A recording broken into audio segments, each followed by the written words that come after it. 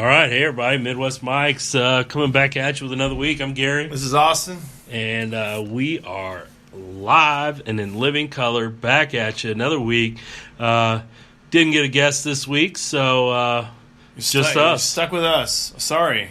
Yeah. But we are going to kind of talk. The NFL season officially kicks off tomorrow night. As we record this, it's Wednesday. September 5th, so tomorrow, September 6th, the NFL kicks off, and it's been a long off season. Both of us big NFL fans. Yes. And so we are pretty excited about the NFL getting back at it. College football kicked off last weekend. Got to watch a few games in between, breaking down my film and such, but what'd you think of the first full weekend of college football? Yeah, I was going to ask you the same thing. Who you thought were the strongest teams? Now, I'll say for week one, it's pretty easy. Your strong team, of course. Alabama looked really good. Yep. Both quarterbacks looked good. And then and they played Louisville, and Louisville is 1 year removed from Lamar Jackson being there. And Lamar Jackson was there. They were actually, I think they were like a 9 or 10 win team or whatever. They were a bold team. And they looked like crap compared to what they did last year. So I don't know if Lamar Jackson was that big of a difference. He's an NFL quarterback now. I don't know. But Alabama looked really strong. I thought Oklahoma looked really strong. Mm-hmm. It was going to be interesting to see Kyler Murray, how he filled in for Baker, or how he took over the reins from Baker. I thought he looked really good. Yeah. Did you get to watch that game at all? I didn't get to watch any of it. I did see the highlights. It was kind of like he picked up where Baker left off. I mean, just still looked really good, made some good throws, had some good runs in there too. Yeah, you know what? And I think he can run, and I don't think I don't remember them running really any read option stuff. It was pretty much all pass, and then he was really, really good in the pocket. So his pocket presence was awesome. Evaded some guys. I was really, really impressed with him. And then, of course, Oklahoma's defense is pretty young, but they looked really fast, and they looked really good. And really, because the offense is so good, Oklahoma's defense would really just have to be marginal. I mean, they could let an opponent score 28, and they should still win. Yeah. Because of the way OU plays. So I'm trying to think the other team. Auburn, impressive win over Washington. Mm-hmm. That's tough. And then, of course, Clemson looked really good too. Yeah, so, I mean, really your teams that you expected to do well did. You know, Harbaugh's taken some grief losing that game to Notre Dame, but, I mean, you lost to Notre Dame by 7 on the road, and Notre Dame kind of jumped on them early, and Michigan fought, and got back in it, stayed in it. They were down, I know, at least 14 at one point. I did get to watch most of that game. You know, Michigan, they weren't terrible. They'll be fine. Harbaugh will get them kind of back on the road, but somebody did pick them to make it to the college playoff, and I don't see that happening now. Well, hold on. I think they can still lose in the Big Ten. I think they can lose one more game and they'll make it. They got to win the Big Ten. They got to win the Big Ten. I don't see them doing that. I don't know. I'll say I didn't pick them to win the Big Ten to start, but I'll say this about Big Ten. Penn State looked weak. They did. I'll agree with that. Ohio State's defense looked weak. Their offense scored like 60, but the defense gave up 35 to Oregon State. Yeah, I didn't get to watch any of that. I mean, I just saw the score. So and it kind of sucked. Didn't get to watch. Nebraska got rained out, so I didn't get to see Frost. But we'll be talking a little bit about that game later. Yep. But overall, I thought, Penn State was disappointing to me because I did watch some of that game. And I couldn't believe that. Who'd they play? I don't remember. Oh, Appalachian State. Oh, yeah, they end up winning in overtime. Yes, and Appalachian State is tough. Is a tough school. But, and you knew replacing Barkley and replacing their play caller was going to be a tough task. But, you got to rebound. I mean, that's the name of the game. When you're a successful team, guys are going to come pluck your coaches to give them better opportunities. And, it's going to happen. So yeah, and also when you're a successful team, you're gonna have guys go to the NFL. You have guys go to the NFL, and then also when you play an ugly game, you still win. Yeah, that's a good. So maybe Penn State's kind of showing us that they're tough. We'll see how they do when they start playing a Big Ten schedule. I don't know who they play next week, but So those are my takeaways. I don't think anything else. I don't know. You gather anything else over the weekend? No, I mean, I was happy it was back. Yeah, I was excited.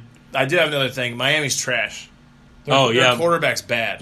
Florida State was pretty bad too on Monday night. I didn't get to see too much of that game, but I thought, I'll watch some highlights later. But Miami's quarterback, like I was sitting there and like watching, and like, dude, this dude could not read the defense to save his life. You could probably read the high school defense. Yeah, it was pretty terrible. He looked rough, man. I couldn't believe they didn't throw their backup in at half.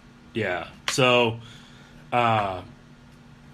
Shawnee Mission East Lancers, we started 0-1. We lost a tough game to Gardner. Hats off to Gardner. They came prepared. We had, like I said last week, they had played us tough, a couple years in a row, and they finally got us. And so congratulations to them. We're back to work this week, preparing for Lawrence. So that's what I spent the bulk of my weekend doing, really, was watching, our game against Gardner and figuring out what I needed to fix with my group of guys, and then watching Lawrence and evaluating their offense. And Lawrence won last week? Going. No, they lost also to I think Olathe South. Okay. Falcons. So both 0-1 teams, and going in and be Justin Hoover, our head coach, leading us into battle against a veteran coach and Steve Rampy at Lawrence. So it'll be very interesting matchup, but I feel like we've had a good week of preparation. Like I said, I'm sitting here on Wednesday night recording this, and that's really our two big work days are Tuesday, Wednesday. In high school football, when you play on Friday, Thursday's kind of your little fix, tweak some things, make sure everything's locked in on the game plan, and then Friday night you play the game. So I feel like we've had a good week of prep, confident in our game plan, and we'll see how it goes on Friday. And what time's that game at? That game's 7 o'clock at Lawrence. At Lawrence, all right. At Lawrence. So if anybody wants to come check it out. Yeah, if you want to drive a little bit, just head out there. I've never been to that stadium or whatever, but it's a pretty nice stadium. Yeah. Pretty nice stadium. I've been there a couple times. Our freshmen just won tonight to go 2-0. Their game finished up a little bit ago, 20-16. Nice. Was the final. Coach Chip Sherman, defensive coordinator for the freshmen, came in and said they shut them out in the second half. They had gave up a couple scores in the first half and made some adjustments at halftime and shut them out in the second half. So congratulations to Coach Hare and not Chip Sherman, Chip Ufford. Why did I say Chip Sherman? I don't know. Sorry. I knew his first name. I didn't. Sorry, Ufford. I got your name wrong. That's. I apologize. Chip Ufford, defensive coordinator for our freshmen, made some adjustments and shut them out in the second half. So, hey, congratulations to Coach Hare and Coach Ufford and Coach Dre and Coach Will Gordon on that staff. So, good job to them. They're 2-0. But hey, let's kind of get down to it. Why we're here. We are going to start now that college football and the NFL are back. Every week we're going to take a few games from the schedule, and we're going to pick winners against the spread. So if there are games that you want us to pick, games that interest you, make sure you tweet them to us or Facebook, Snapchat, anything like that. Let us know what games you want us to talk about, and we'll make sure to include those and talk about those games. But this week we put it out. We just put it out today. Like I said, it was kind of last minute scrambling around, but so we picked our games this week. But we'd like for this to be an interactive segment going forward. We'll give you a little shout out and go from there. So first game we're going to talk about is the first game of the NFL season. The Atlanta Falcons travel to your defending Super Bowl champions, Philadelphia Eagles. The line is Philadelphia -1. So if you're not an experienced bettor or you're just kind of getting into this deal, that means that they say Philadelphia will win by 1 point in essence. So if you know anything about football, that's just basically means it's kind of a pick 'em game. They think Philadelphia's going to win in a very close battle. So, Austin, who you like in that game to kick off the NFL season? So I like the Atlanta Falcons a lot. Anyways, I like them to win their division. I like them to make the playoffs. Somebody was asking me the other day about who they think potentially go to the Super Bowl. Atlanta's a team for me. Atlanta's a complete team. They're built really, really well. General manager's done a really good job. What's his name? Dimitroff. He's done a really good job there, right? When you look at all the positions that Atlanta has, there's no weakness. They got a freaking borderline Hall of Fame quarterback. If this dude can win a Super Bowl, Matt Ryan will probably be a Hall of Famer because his numbers will be good. Devonta Freeman, awesome running back. Julio Jones, Sanu who I do have in one of my fantasy leagues. I got Julio Jones, so I'm happy. You think Julio Jones is the best receiver in the NFL? Between him and Antonio Brown. Yeah, I don't know. I don't know. It's close. Yeah. So all right, and then keep going. The defense is built really well. They always do a really good job filling a nice team.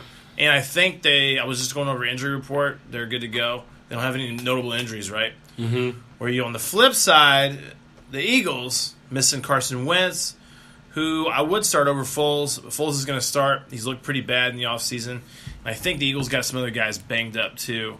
So actually, I will take the Falcons, and I'll take the point. I'll take the 1 point, and I'll take the Falcons to win the game. I'm also going Atlanta in the point here. I just feel like I think Philadelphia is going to take a big step back, which is common for your Super Bowl champions. Yeah, you said that quite a bit. Other than New England, who's consistently, been at the top of the league over the last 15, 18 years, the other Super Bowl winners in that time typically take a step back.